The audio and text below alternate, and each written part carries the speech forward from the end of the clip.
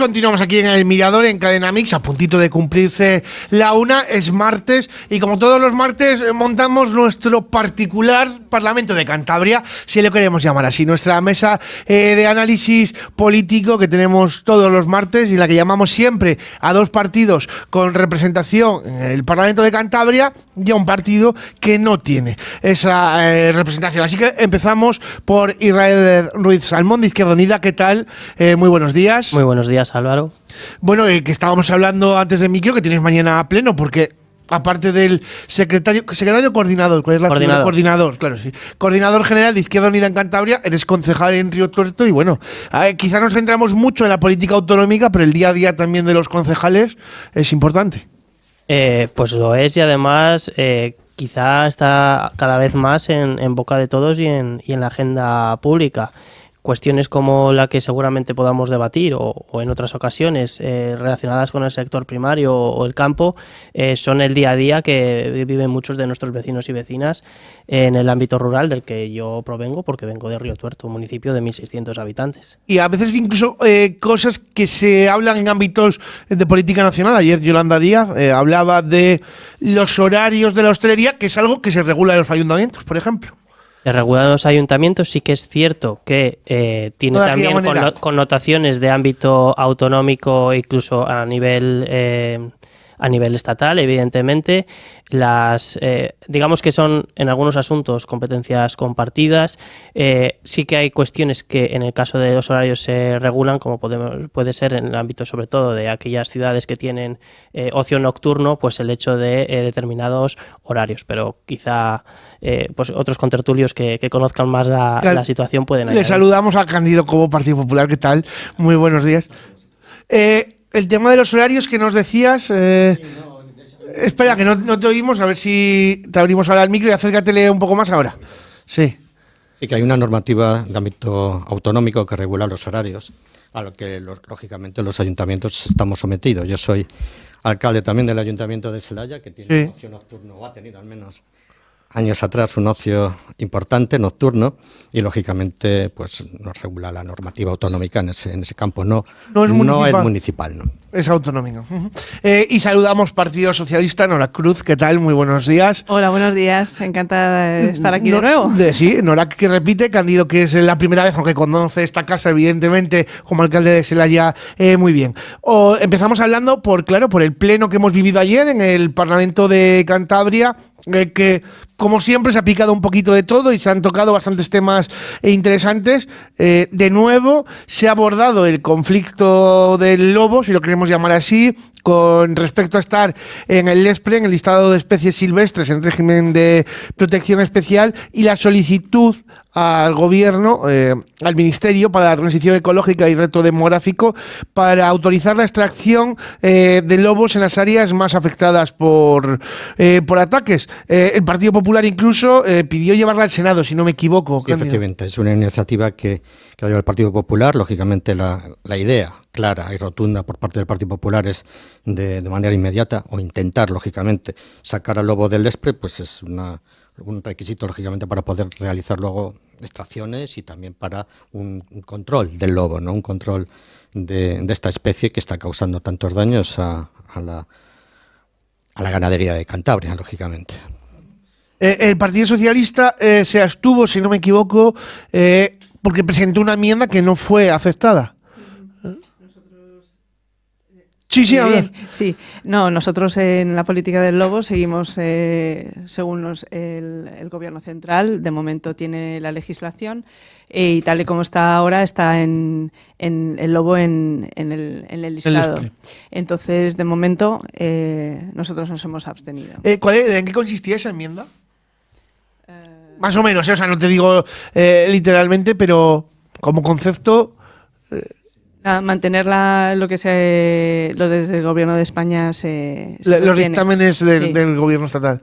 La enmienda era hacer un censo del lobo en Cantabria. Era una propuesta que no fue aceptada por parte de los grupos y tampoco el proponente, que fue el grupo regionalista.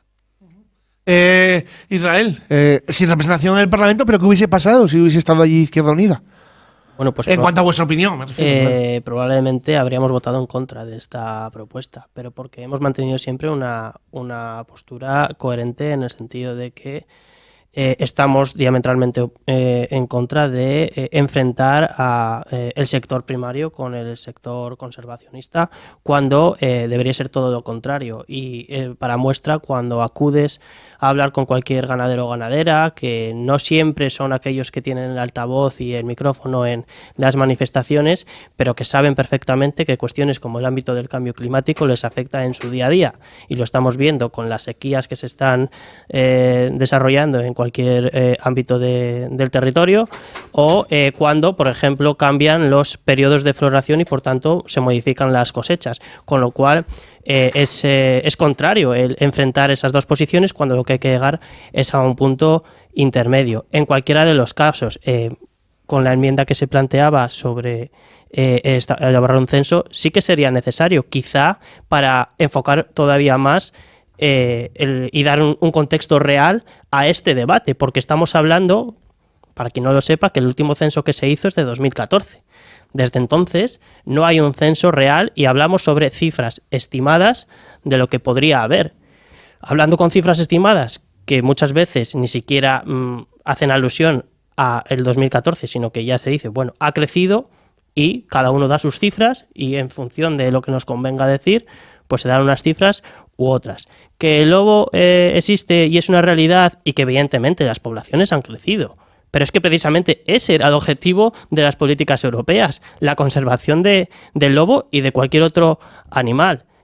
La cuestión que nos está abordando es cómo hacer compatible precisamente la conservación del lobo o cualquier otro carnívoro, porque ahora estamos hablando del lobo. A ver cuánto tardamos en ver a determinadas posiciones atacar o ir en contra de los osos. Porque los osos también, de vez en cuando, pues entran a algún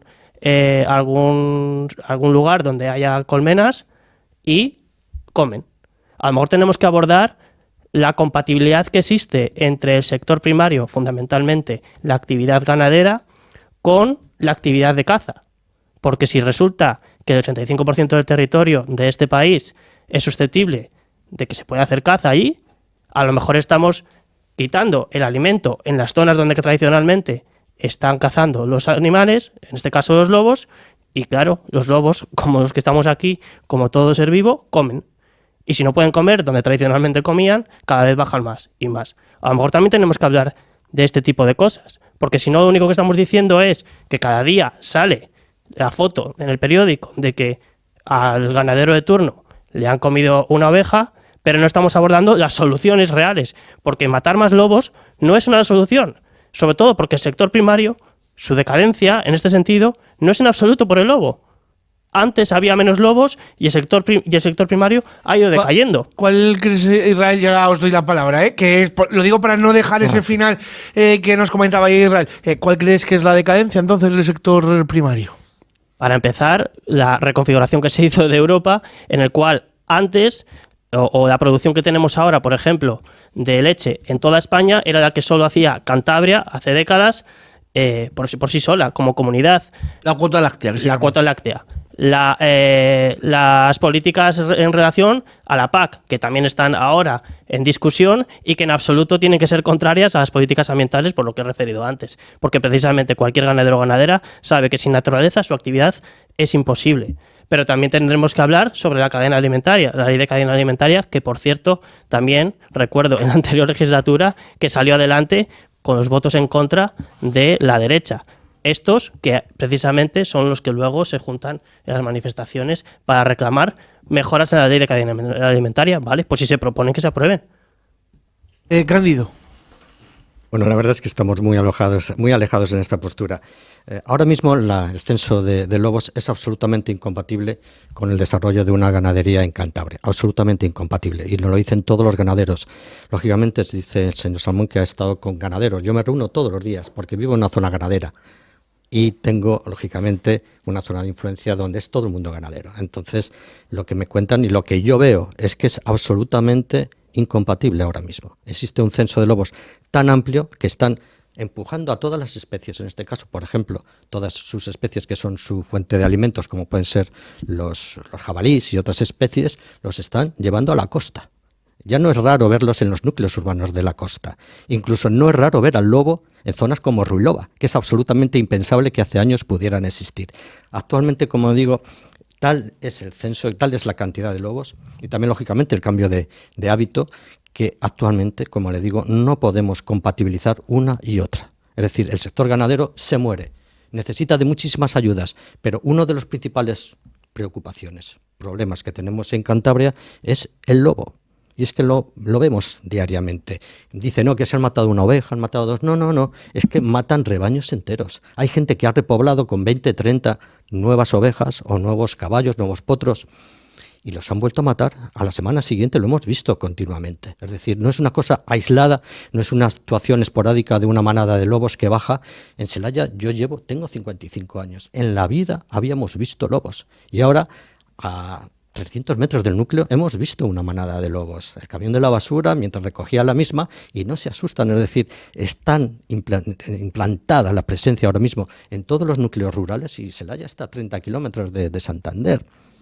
Y no está en una zona especialmente alejada. Es decir, ahora mismo, como le digo, es absolutamente improbable que el mundo ganadero pueda continuar si no se hace una selección, una extracción, una limitación de la población de lobos. Y eso es una cuestión que no es controvertible. No es controvertible por muchas asociaciones que se nos quiera decir, no, de protección del lobo, que efectivamente hay que hacer compatible unos y otros, es decir, el medio rural, hay que hacer compatible la fauna salvaje y, lógicamente, también el lobo. Pero tiene que tener un control. Sin ese control, ahora mismo, o se elige el lobo o se elige al ganadero. ¿Cuál de las dos especies queremos que sobreviva? Y entiendo que, lógicamente, Cantabria es una zona ganadera y tiene que sobrevivir, y hay que hacer todo lo posible para que desde el Gobierno de España se inicien todas las gestiones o se continúen todas las gestiones para que el lobo salga de manera inmediata del Despre. Eso es digamos que es un requisito sine qua non para la supervivencia, para que el campo pueda sobrevivir, aparte de los múltiples problemas que ya tiene, lógicamente, pero este es uno esencial y este hay que abordarle, hay que decidirle, y tiene que ser, digamos, por parte de todos los grupos posibles, políticos, si es posible, abordarle y, lógicamente, plantearle ante las instancias superiores, en este caso el Gobierno de España, y, lógicamente, también en la Comunidad Económica Europea. Norak. Bueno, nosotros, evidentemente, sí es cierto que la población de lobos, como bien dice Cándido, ahora es más presente en los núcleos urbanos y hay más número. Evidentemente, el Despre se creó como una figura de protección, y si realmente ahora hay demasiados lobos, lo más importante será tener unos datos de partida para analizar la situación. Y con esos datos, es decir, haciendo un correcto censo de la población de lobos en Cantabria, poder tomar las decisiones. Porque si tú no tienes unos datos para saber realmente de qué número de población estamos hablando, pedir, pues eso, medidas sería una mala gestión. Aparte de que el tema del lobo también tiene más aristas como el cambio climático. Es decir, ¿por qué los lobos se están acercando más a los núcleos urbanos? ¿Qué relación tiene con el cambio climático? ¿Estamos haciendo todo lo posible o realmente, como se dice, la floración y los ciclos están cambiando y bajan a por alimentarse porque en sus zonas no tienen alimento? Y luego también hay que valorar si se está construyendo más en los núcleos urbanos y están invadiendo zonas que antes eran propiedad del lobo. Y hay un conflicto entre las dos poblaciones. Se aprobó por unanimidad dos iniciativas, una en apoyo al sector conservero y otra para combatir la prostitución. Entiendo que no van a tener mucho debate en estas mesas. Así que voy a otra aprobada, una iniciativa del Partido Popular que contó con el apoyo de regionalistas y Vox, pero con el rechazo del Partido Socialista, que fue para implementar medidas en defensa del sector primario. Claro, medidas en defensa del sector primario, dicho así, todo el mundo votaríamos a favor, y es algo muy genérico. ¿En qué consistía, Cándido? Y son 15 medidas, yo he traído aquí algunas de las cuales, lógicamente, son de obligada implementación. Por ejemplo, le voy a decir algunas.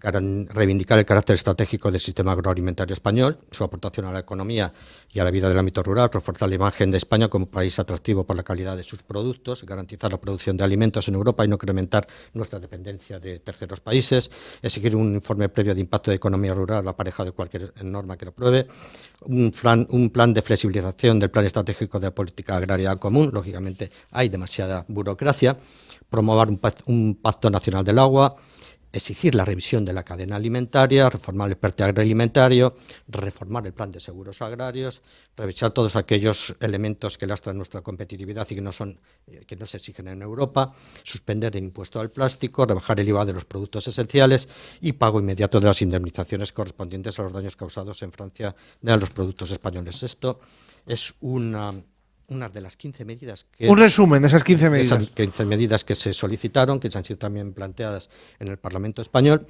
y que evidentemente entendemos que son de obligado cumplimiento para que una parte esencial, el campo, una parte esencial de nuestra tierra, de Cantabria, sobreviva. El lobo es uno de los problemas capitales, como hemos dicho anteriormente, pero son este tipo de medidas las que se solicitan también para que a futuro el campo, los ganaderos, los agricultores puedan sobrevivir. Son esenciales en la cadena alimentaria. No podemos sobrevivir sin los agricultores y sin los ganaderos. Les debemos parte de nuestra supervivencia. Lógicamente, debemos hacer un esfuerzo. Estas 15 medidas que han sido solicitadas, implementadas y que han sido votadas con la abstención del Partido Socialista, entendemos que, lógicamente, existe poco debates porque son necesarios. Son necesarios y debemos exigir su cumplimiento tanto, lógicamente, al Gobierno de Cantabria como también lo que es competencia al Gobierno de España y, por supuesto, a la Comunidad Económica Europea. Las manifestaciones de todos estos días del campo no es por casualidad, no es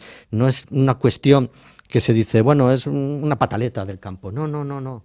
O que exigen demasiadas cuestiones. No, es una cuestión de vivir o morir, sobrevivir o desistir. Estas cuestiones no podemos tomarnos a la ligera, son reivindicaciones absolutamente justas, absolutamente honestas y debemos hacerles caso. Norak. Bueno, el PSOE ya señaló ayer pues, que parte de estos puntos ya se están haciendo. Algunos dependen del Gobierno de Cantabria y otros se han recogido en Madrid, pero con los votos en contra del Partido Popular, como la ley de la cadena alimentaria. Y luego, a los aspectos del PAC a los que hacen referencia en las medidas, las comunidades pueden flexibilizar algunos de estos puntos. Por eso es lo que hemos votado en contra. Israel.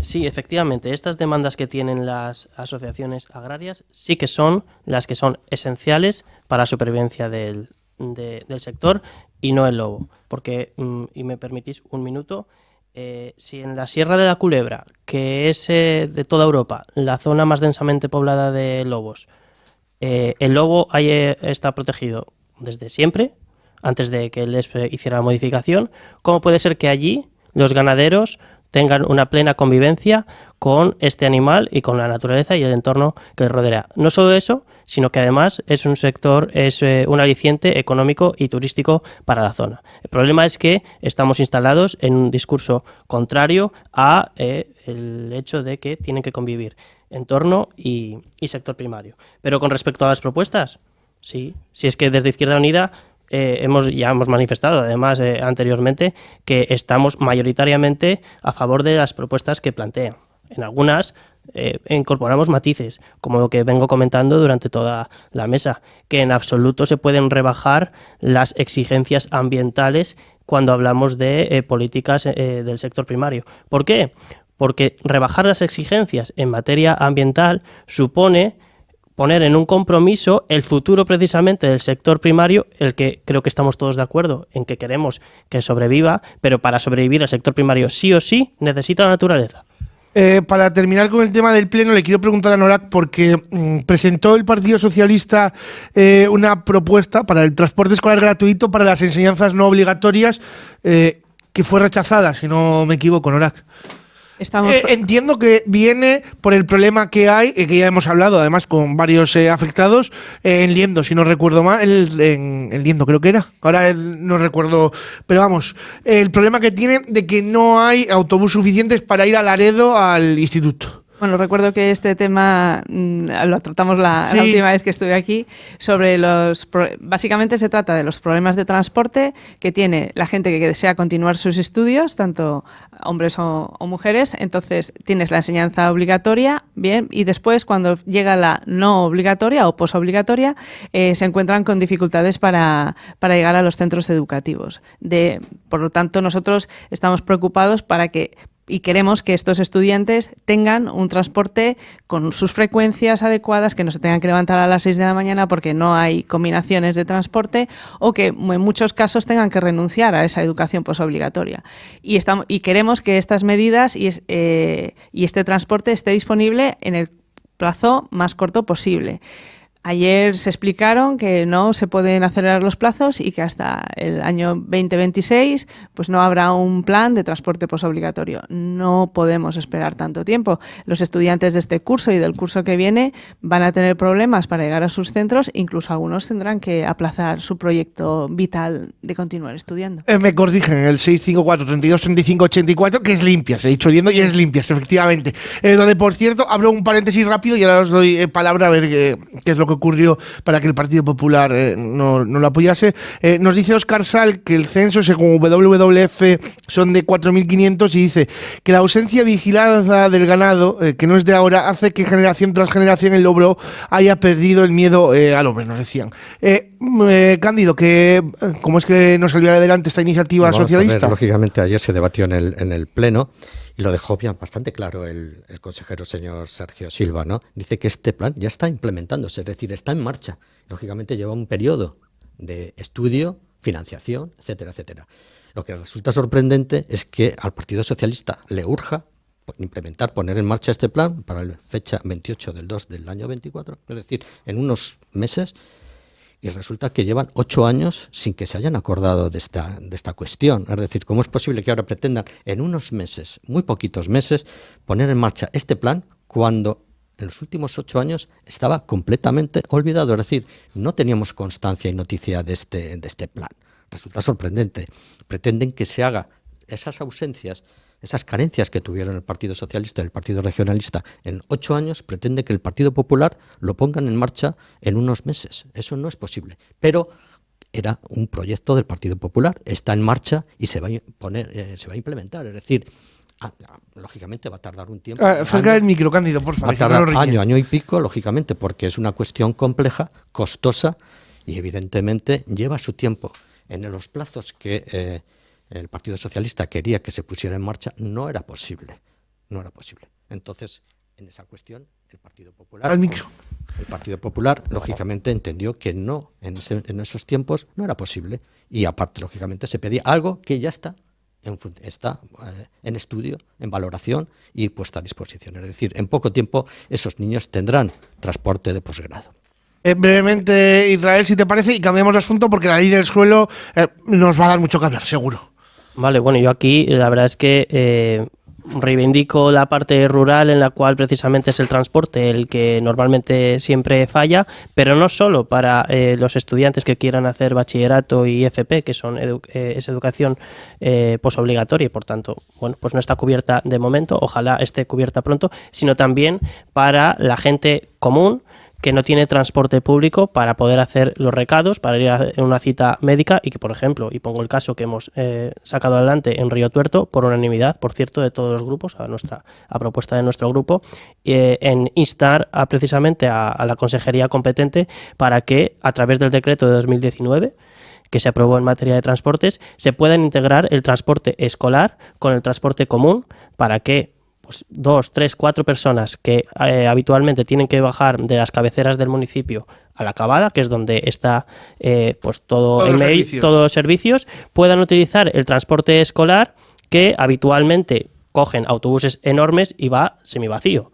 Bueno, pues sería una forma eficiente de utilizar los recursos, darías una respuesta social y ambientalmente responsable a la gente y además es que no hace falta implantar nada, ni contratar nuevos conductores, ni nuevos autobuses, porque simplemente es hacer uso del mismo autobús, pero que además de los escolares lo puedan utilizar la gente que queramos utilizarlo para desplazarnos y para hacer nuestros recados. Desde el viernes llevamos hablando de ello. Poca introducción yo creo que tenemos que hacer a los oyentes con esa diligencia del Gobierno de España al Gobierno de Cantabria por la posible inconstitucionalidad de la ley del suelo. Hace ya 3 semanas hablábamos de la sentencia del Tribunal Constitucional con la ley del suelo andaluza y bueno, que va a haber reuniones entre los dos gobiernos, en el de España y el de Cantabria, para intentar buscar una solución. Así que os tengo que preguntar, voy a empezar preguntando a Norac, porque sí que Pablo Zuloaga, el secretario del Partido Socialista en Cantabria, el portavoz parlamentario, ha sido bastante duro con el tema. No, se trata de una notificación, una comunicación que ha mandado el Ministerio de Política Territorial y se nombran 3 motivos de posible inconstitucionalidad de la ley. Entonces tenemos un apartado 13 del artículo 23 que permite determinados usos del suelo rústico prácticamente equivalentes a los de suelo urbanizable. Es decir, se van a poder construir casi indiscriminadamente viviendas familiares en suelo rústico. Hasta el doble creo que marca la ley, ¿no? De las viviendas que hay en el municipio. No, el doble dicen el mismo número. El mismo número, bueno, pues. No el doble. Y luego también llaman la atención sobre las modificaciones de los planes urbanísticos que se deben someter a una evaluación ambiental estratégica. Esos son los 2 puntos principales que hay que revisar. Yo recuerdo cuando estuvimos haciendo el programa en Celaya, por las fiestas, que una de las cosas que hablamos fue del PGU. Claro, la ley del suelo también afecta mucho al PGU, porque a los ayuntamientos, especialmente ayuntamientos rurales, seguro que Israel lo vive en Río Tuerto, no es tan fácil como para Santander y Torrelavega generar un plan general de ordenación urbana. No, lógicamente, nosotros tenemos unas normas subsidiarias del año 96. Lógicamente, entonces allí no hay suelo urbanizable. O tenemos suelo urbano o suelo rústico de especial protección. Entonces allí, desde luego, que estos problemas que se están diciendo no... Al micro, Cándido, para que te puedan oír los oyentes. Sí, desde luego que no es ningún problema, al contrario, es una necesidad imperiosa por parte de nuestros vecinos para poder edificar en suelo que es, lógicamente, en el corolario del suelo urbano, que es decir, a 200 metros del suelo, donde muchos de estos suelos tienen prácticamente ya la misma dotación, incluso que los suelos urbanos, porque muchos de ellos tienen iluminación, tienen saneamiento, o muy cercano al menos, y entonces para nosotros es vital que se pueda construir en esas zonas. Es decir... Entonces, ¿qué diferencia, perdona que te corte, qué diferencia habría entre suelo urbano y rústico? Si al final puedes construir igual. No es exactamente igual. Es decir, hay unas limitaciones para construir, es decir, una edificación en una parcela de 1.500 metros a 200 metros del suelo urbano, ¿no? Entonces no son exactamente iguales. Entonces, urbanizable es aquello que es apto para urbanizar. Es decir, lógicamente con unas transformaciones urbanísticas se podrán en su momento transformar en suelo urbano. Aquí se puede construir una vivienda en el corolario con una parcela de 1.500 metros y en algunos sitios, lógicamente, donde no existe plan, se puede reducir en zonas de especial riesgo de despoblación, entonces ya no se exige esa parcela mínima. Entonces, para ellos es fundamental, porque existe muy poco suelo urbano en muchos municipios, muy poco suelo urbano. No existe prácticamente suelo urbanizable en otros tantos. Entonces, la única salvación y la posibilidad de que la gente de allí pueda mantener, digamos, una vivienda o pueda construir una vivienda es en este suelo rústico. Lógicamente, no tiene ninguna complicación ni existe ningún riesgo medioambiental en el 90% de los municipios donde se va a implementar esta medida. Aparte que, como dice también la ley, aquellos municipios que no quieran o no les convenga la aplicación de esta normativa pueden desistir de ello. Es decir, en mi municipio no se va a construir como dicen que ha hecho, en este caso, Castro Urdiales. En el 99% de los municipios, lógicamente, están a favor porque saben las consecuencias de no disponer de este suelo o de esta posibilidad de construir en suelo rústico. No se está diciendo que se vaya a construir en una montaña, que se vaya a hacer una degradación medioambiental, no. Son zonas del corolario del suelo urbano y, lógicamente, zonas donde normalmente se van a extender los municipios. Entonces, no tiene ninguna dificultad ni va a provocar ningún tipo de daño medioambiental, en absoluto. Lo que, si se prohíbe hacer en esas parcelas, esas construcciones, no vamos a favorecer en absoluto que la gente se quede en el municipio. Es decir, es una medida para luchar contra la despoblación que en muchos municipios pequeñitos estamos padeciendo. Esto es una solución, una de tantas soluciones, pero es fundamental. Si una casa, si un municipio, si una vivienda Si una familia no tiene un lugar donde poder su hijo construir una vivienda, esa gente se va a marchar. Se va a marchar a núcleos poblacionales mayores donde sea más fácil el acceso a esa vivienda. Y desde luego que no son segundas residencias. Muchos son, lógicamente, los hijos de estas personas que viven en estos pueblos los que van a poder, a través de una herencia familiar, en el 90% de los casos, poderse construir su vivienda en ese municipio y quedarse y radicarse allí. Para nosotros es fundamental. Es una cuestión muy demandada por el 90% o 95% de los alcaldes. Lógicamente, ¿por qué? Porque sabemos cuál es la dificultad que tiene mucha gente para poderse construir una casa o para poder comprar una vivienda. Si tiene ese terreno, podrá acceder mucho más fácilmente a ello y se podrá quedar en el municipio. Lógicamente, somos los alcaldes los que tenemos conocimiento de la situación, de la idiosincrasia de nuestros vecinos, de nuestras poblaciones, y esta cuestión es muy, muy demandada. El gobierno acertó, se hizo con un consenso importante el Partido Regionalista, Vox y el Partido Popular, y lógicamente entendemos que va en la medida correcta. Ahora mismo se ha planteado una cuestión de inconstitucionalidad por parte del gobierno. Lógicamente habrá una comisión paritaria donde se determine o se negocie esta cuestión. Se intenta llegar a un acuerdo. Se intenta llegar a un acuerdo y en última instancia, si no, el Tribunal Constitucional el que determinará la viabilidad o no de estos artículos y de la modificación, en su caso, que se hizo de la Ley del Suelo.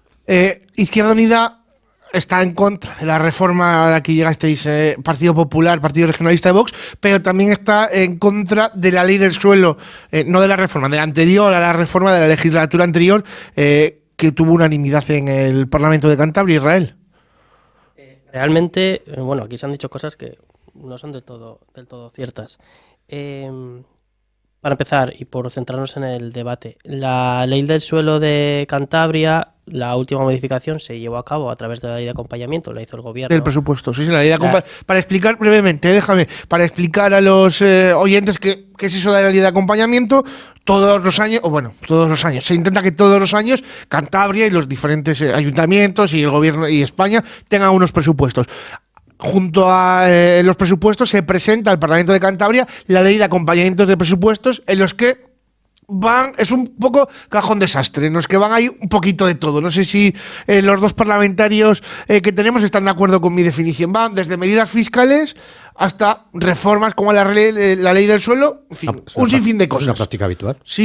O sea, se hace en el Parlamento de Cantabria, en todos los parlamentos autonómicos, en el Congreso de los Diputados, y se viene haciendo desde que la Constitución existe, seguro. El gobierno de España también, por supuesto. Sí. Lo digo para que los oyentes se situasen, Israel, perdona. Sí, la ley de acompañamiento, que oficialmente se llama de medidas fiscales y administrativas, sin ser parlamentario también lo conozco, habitualmente se utiliza precisamente cuando hay que actualizar por obligaciones. Por ejemplo, que ha habido una directiva europea y que obliga a los Estados miembros a modificar sus leyes, a adaptarlas en torno a esa directiva, con lo cual esa es la herramienta o el sentido original, el de adaptar poco a poco y sin grandes cambios. ¿Qué ocurre? Que desgraciadamente se está haciendo de la excepción norma y se utiliza en muchas ocasiones efectivamente como un cajón desastre. Lo que ha ocurrido en la última ley de acompañamiento es básicamente que se ha escrito prácticamente otra ley del suelo partiendo de la ley original. De la ley original que se modificó en la anterior legislatura por Partido Regionalista y por Partido Socialista, que evidentemente ya había retrocedido en materia de urbanismo y de protección del medio ambiente. Porque yo aquí, y enlazo con lo que he dicho antes, de que se han dicho cosas que a mi juicio no son ciertas, en el medio rural el principal problema no es la vivienda, en absoluto. En absoluto. En absoluto. El principal problema es la escasez de servicios públicos. El principal problema es la escasez de transporte público. El principal problema es que no hay empleo local para que precisamente la gente pueda decidir quedarse ahí. Claro, si no tienes servicio, si no tienes médico rural, si no tienes caja de ahorros, si no tienes el colegio al que vayan tus críos, si no tienes un transporte en el cual moverte al empleo donde lo tengas, ¿cómo te vas a quedar en el pueblo? Pero en mi pueblo, tú te das un paseo y hay viviendas vacías. Te das un paseo, claro, habrá que rehabilitarlas. ¿Por qué no apostamos por la rehabilitación de viviendas? Para que puedan ser accesibles. No, lo que se está planteando es una modificación de la ley del suelo en la cual se liberaliza todavía más el suelo rústico, haciendo, insisto, de la excepción norma. Porque lo ha planteado Álvaro en una pregunta, pero que es muy pertinente. Si al final se va a poder construir en suelo rústico igual que en suelo urbano, ¿qué sentido tiene tener dos categorías? Sí, con matices, y que tendrás que tener más metros en una que en otra. Pero al final lo que se está haciendo es transformar el suelo rústico a suelo prácticamente urbano. Y eso es una perversión de la norma. Se hace de la excepción norma. Si realmente se quiere que un determinado suelo sea urbano, que sean valientes, que nos propongan decir, quiero que este suelo sea urbano, y planteemos la modificación. Es decir, ¿para qué entonces hay categorías? Las categorías están para definir qué se puede hacer y qué no. Por cierto, que estoy planteando algo tan loco como que está asentado en el País Vasco o Asturias.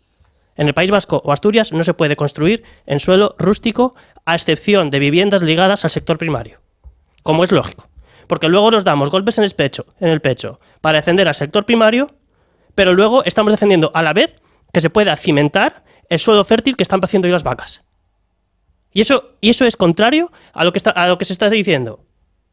Y pasaba lo mismo con los eólicos, que ahora de repente Bruaga al principio estaba en contra de la implantación de los eólicos y ahora es la que más está sacando adelante.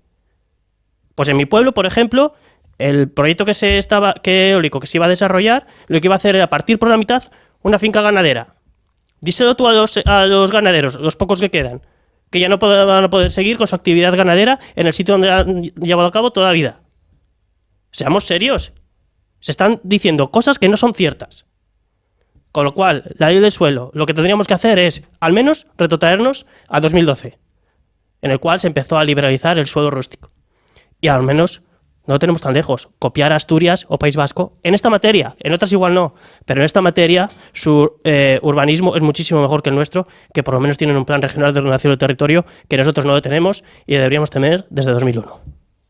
Cualquiera de los dos, Cándido, Nora, quien queráis intervenir. Nora, pues venga. Nuestra posición está clara. O sea, una ley del suelo es necesaria con unos límites y una regulación. Entonces, no queremos asfixiar a los núcleos urbanos de los pueblos, pero tampoco que sea todo tan libre y que realmente tenga la misma categoría el suelo urbano y el suelo rústico. Una regulación. Cándido. Es que realmente no tiene la misma categoría. Y, en segundo lugar, lógicamente, el 80% de quienes construyen en esas zonas son ganaderos o hijos de ganaderos. Ganaderos o hijos de ganaderos. Lógicamente, eso es así. Yo conozco muy bien aquella zona y sé quién construye en cada sitio.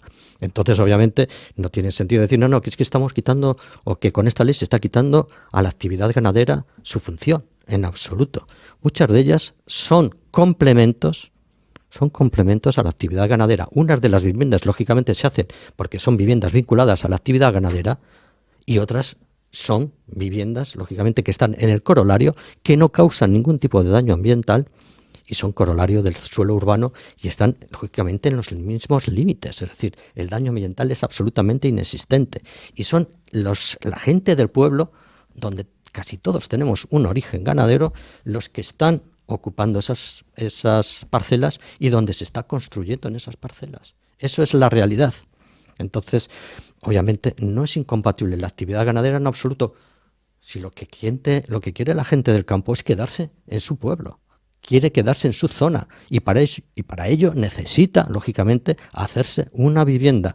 Dice el señor Salmón que sobran viviendas. No sobran, será en Río Tuerto la Cavada donde sobran viviendas. En mi pueblo no sobran. Y mucha gente quiere hacerse, lógicamente no un piso, sino que muchos de ellos quieren hacerse una vivienda en la parcela de sus padres. Tienen todo el derecho del mundo, toda la legitimidad del mundo y desde luego tampoco podemos comparar la idiosincrasia de la zona de Asturias o el País Vasco a lo que es Cantabria. ¿Por qué no? Porque son distintas. Cantabria tiene una idiosincrasia, tiene una particularidad de la posibilidad de ejecutar sus viviendas cerca en su pueblo, cerca de su actividad y quedarse allí. Eso es lo que estamos posibilitando, es lo que estamos facilitando y desde luego entiendo que no tiene por qué ninguna ley prohibir la ejecución de esas viviendas en esos suelos que están perfectamente delimitados, acotados por las normas. Lógicamente no encuentro ningún obstáculo para que esas personas puedan vivir allí, puedan edificar allí, puedan radicarse allí y lógicamente que los pueblos sobrevivan. No estamos hablando de segundas residencias como puede haber, quizás en algún sitio de la costa. Esto es una zona, el 90% donde se están ejecutando, el 80% son viviendas en suelo rústico, al lado del suelo urbano, necesarias para la gente y absolutamente compatibles con la actividad ganadera. Antes de ir a publicidad y cambiar de tema, Israel, que veía que preguntabas que por qué no y tomabas nota en la última intervención. ¿Qué es? ¿Que Asturias y País Vasco no combaten la despoblación? ¿Con una normativa que es totalmente diferente? No. Con lo cual el argumento es totalmente inválido. La ley del suelo utilizada para combatir la despoblación es totalmente inválida cuando en Asturias y País Vasco combaten la despoblación y no liberalizan el suelo rústico como hasta ahora. Y después, daño ambiental es inexistente. Bueno, yo me dedico profesionalmente a la evaluación de los impactos ambientales. Y tan solo lo que estamos haciendo hoy aquí, que estamos hablando por radio, ya es un impacto ambiental. La actividad humana es un impacto ambiental. Decir que una construcción de vivienda o lo que sea no tiene impacto ambiental es mentira. Pero desde un punto de vista técnico, es mentira. Y por último, lo de que las consecuencias es que todos los alcaldes están deseando tener suelo para construir y demás. Vaya papelón el que se le ha pasado desde el gobierno de Cantabria a los ayuntamientos, porque realmente ahí los que están presionados son los alcaldes y las alcaldesas por los vecinos. Menudo papelón que se les ha transmitido en lugar de asumir la responsabilidad como autonomía competente para regular de forma eficiente. Menudo papelón que se les ha metido. Claro, te vienen los vecinos a la puerta de casa a quejarte y ¿qué vas a hacer? Menudo papelón que se les ha traído a los alcaldes. Nosotros lo que vamos a hacer es un alto del camino, nada, muy breve, y para rematar nuestra sesión de hoy de la mesa de análisis político, os voy a preguntar por los datos que hemos conocido ayer del paro y cómo veis la situación de nuestra comunidad autónoma. Nada, un alto del camino muy breve y nosotros regresamos. Recuérdamelo. Mix FM. ¿Quieres anunciarte en la radio? Si estás interesado en anunciarte con nosotros, no lo dudes y toma nota de nuestro número de teléfono 654 32 35 84 654 32 35 84. Déjate sorprender por nuestros precios. A veces, nada es lo que parece. Decogar, todo lo que necesitas está aquí. Es un comercio al público de bazar, decoración y regalos pensado para que encuentres un sinfín de productos. Cualquier cosa que necesites la puedes encontrar en Decogar. Ven y acércate a conocer esta nueva nave en el polígono La Cerrada 32 en Maliaño. Antigua nave Talleres Martínez, con un amplio horario hasta las 9:30 de la noche. Decogar, cualquier producto que necesites está aquí. ¿Dispones de una vivienda para vender o alquilar? En Inmobiliaria Portilla tienen la mejor solución, ya que cuentan con una larga experiencia de más de 25 años en el sector inmobiliario. Inmobiliaria Portilla se encargará de que tu vivienda se alquile con todas las garantías, con mediadores en seguros de protección de alquiler. Y si lo que deseas es comprar tu vivienda, puedes echar un vistazo a su página web y escoger entre todas las propiedades disponibles. Inmobiliaria Portilla está en la Avenida de la Concordia 18A, Bajo, Maliaño, o en el teléfono 942 13 76 24. Marmolería El Campón, una empresa dedicada a la venta e instalación de piedras naturales y todo tipo de mármoles. Les ofrecemos una extensa variedad para fachadas, cocinas y baños. Marmolería El Campón, trabajamos con las mejores marcas y nuestra experiencia nos permite asesorarle sobre lo mejor, dependiendo de sus gustos o necesidades. Visítenos en el polígono El Campón, nave 22, teléfono 942 34 12 99. Bar-restaurante y hostal Yanda en Tagle, Suances. Disfruta de su exquisita comida casera, tapas, raciones y un delicioso menú diario. Son especialistas en los auténticos callos caseros desde 1946. Bar-restaurante Yanda cuenta con 2 comedores, uno en el interior estupendo para comidas íntimas y discretas y otro con una gran cristalera con vistas al mar. Haz tus reservas en el 942 81 04 26. Bar-restaurante Yanda en Tagle, Suances. Mix FM.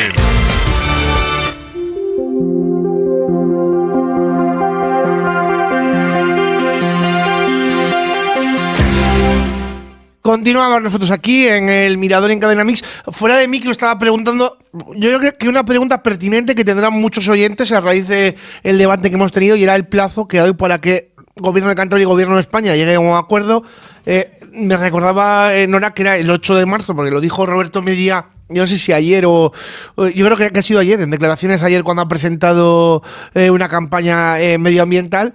Pero vamos, que si no hay un acuerdo tampoco pasa nada, porque después se puede seguir negociando si quieren las dos partes. Ese es el plazo para responder al requerimiento. Luego habrá otra serie habrá pasos subsiguientes que habrá que ir dando. Pero para responder al requerimiento es el 8 de marzo. Ayer conocíamos los datos de empleo que ya ayer analizábamos largo y tendido, con COE, con comisiones obreras, con UGT y con lo que son los datos en sí y opinión del Gobierno de Cantabria. Pero os quiero preguntar, y ya con esto terminamos porque se nos echa el tiempo encima, vuestra valoración sobre la situación laboral en nuestra comunidad autónoma, que al final es lo que reflejan esos datos.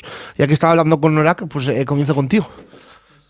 El paro sube en Cantabria cuando baja en el resto de España. Somos la cuarta comunidad autónoma con la subida más intensa del paro. Subían 150 personas, o en porcentaje un 0,48% más que en enero, y en el resto del país, o sea, el resto de España, baja un 0,27%.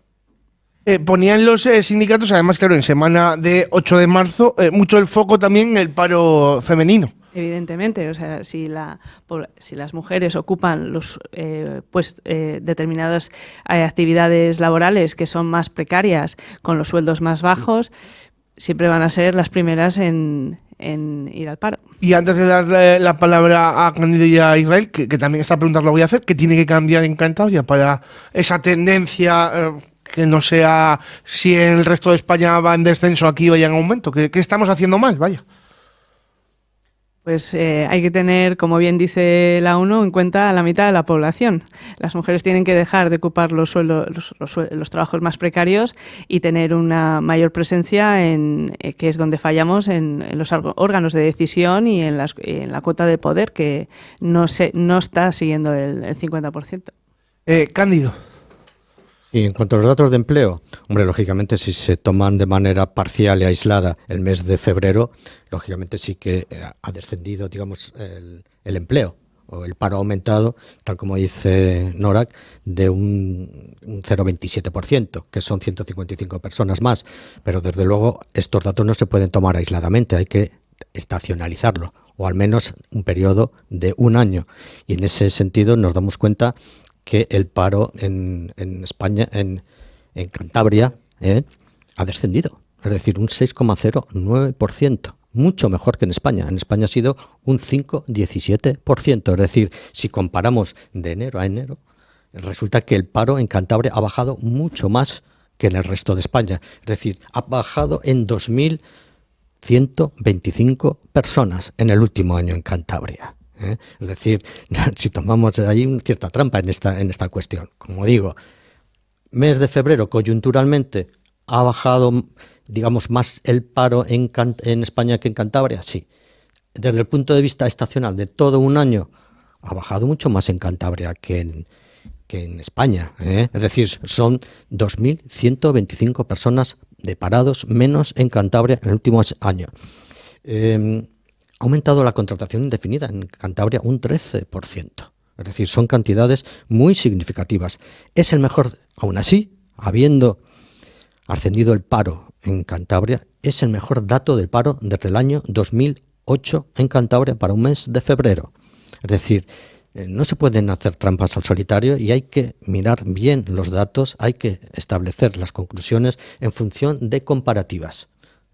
Y en este sentido entendemos, aún a pesar de que el gobierno de Cantabria, el gobierno del Partido Popular únicamente lleva desde el mes de julio hasta enero, es decir, la mitad del año, o menos de la mitad del año, porque lógicamente mientras se toma posesión de los mismos, estamos hablando de un periodo muy corto.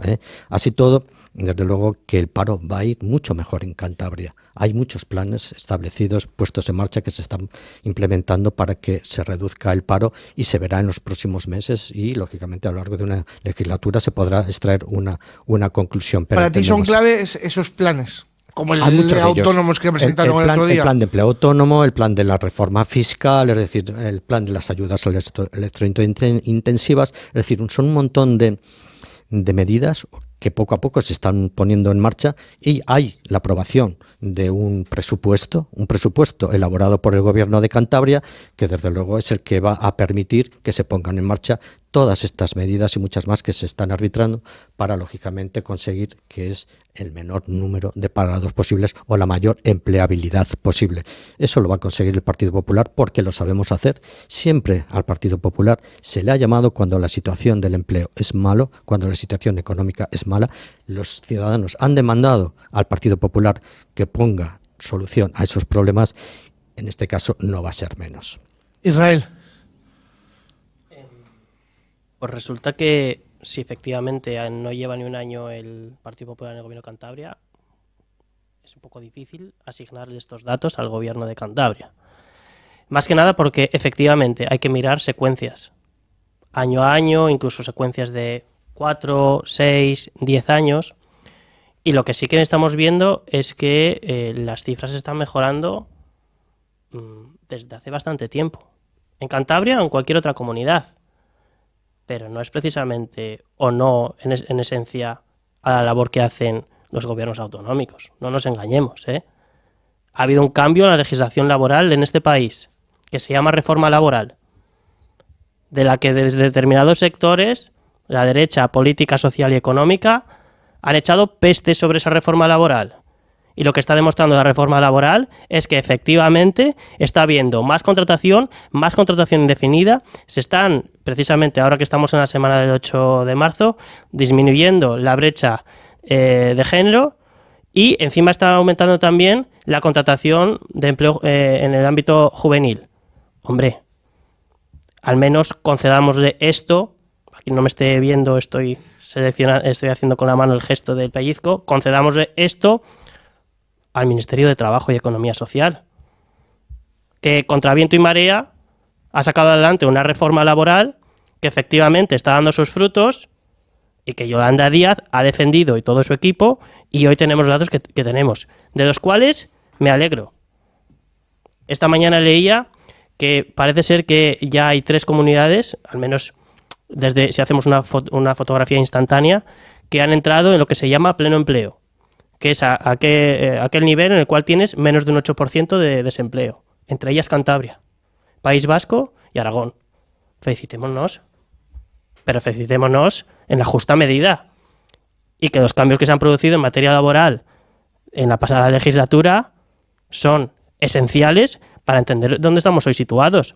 No achaquemos determinadas decisiones a los gobiernos autonómicos, ni a este que está del Partido Popular, ni al anterior del Partido Regionalista y Partido Socialista. Seamos serios, achaquémoslo al gobierno central y particularmente permitidme que mencione el Ministerio de Trabajo de Yolanda Díaz, que es precisamente quien ha impulsado una reforma laboral que va en sentido contrario a las anteriores reformas laborales que se han venido haciendo en este país, que precisamente detraían derechos a los trabajadores y trabajadoras. Israel Ruiz Salmón, muchísimas gracias por acompañarnos, como siempre. Gracias a vosotros. Cándido, no sé si quieres comentar algo muy brevemente, porque veía que estabas ahí tomando nota. Hombre, lógicamente vamos a ser también serios y realistas. Que haya más trabajo no quiere decir que se esté trabajando más. Es decir, el número de horas trabajadas en España ha descendido de manera importante. Lo que sí que es cierto es que hay muchos más número de contratos. Y también es verdad que la calificación jurídica, lógicamente, de lo que antes eran contratos temporales, ahora se llaman contratos indefinidos, no fijos, de los que no tenemos constancia. Es decir, el Gobierno de España aún no ha elaborado el número de contratos indefinidos no fijos. Es decir, y esos muchos de ellos, mucha parte del año, no están trabajando, pero no constan en las estadísticas del desempleo. Las estadísticas de Eurostat que se llevan haciendo desde hace 20, 30, 40 años. Son exactamente las mismas. Sí, seguís con el mismo mantra y es mentira. Pero ahora mismo los indefinidos no fijos no constan como parados. Y muchos de ellos están absolutamente parados. Es decir, y el número de horas trabajadas, que es fundamental para saber si se crea trabajo y se trabaja más, ha descendido, no ha aumentado. Es decir, todo tiene su cierta trampa. Pero bueno, nos vamos a felicitar al menos de los datos de Cantabria, que entiendo que son buenos. Cándido Cobo, muchísimas gracias por acompañarnos. Nora, que también veía que tomabas ahí apuntes, no sé si quieres comentar algo respecto a lo que decían de la reforma. Bueno, pues, brevemente, que se nos echa el tiempo encima. En la semana en la que estamos quería recordar que por fin desde el 2023 las reducciones de jornada de este país, que son en un 80% mujeres, ya no les perjudicarán a la hora de contabilizar para su pensión. Es un avance muy notable, porque la mujer que decidía reducir su jornada para realizar cuidados, es decir, lo que llamamos la feminización de los cuidados, ya no se verá penalizada. Y luego también quería recordar los nuevos permisos de conciliación para las familias. Otro gran avance para que las mujeres puedan conciliar la actividad laboral y los cuidados, que esperemos que en el futuro ya no estén tan feminizados y que sean corresponsables. Muchísimas gracias, Nora, por acompañarnos. Son muy importantes todas esas avances laborales de las mujeres, que por cierto cada vez hay más que tienen una adecuación horaria, una reducción horaria. Es algo de lo que sí que, sobre todo en los convenios, se está avanzando mucho en que llegue a los convenios esa parte más social, más de conciliación familiar, etcétera. Nora, muchísimas gracias. A ti. Nosotros hacemos un alto en el camino y nada, es que nos queda 6 minutos hasta las 2 y bajaremos ya la persiana del programa hasta mañana.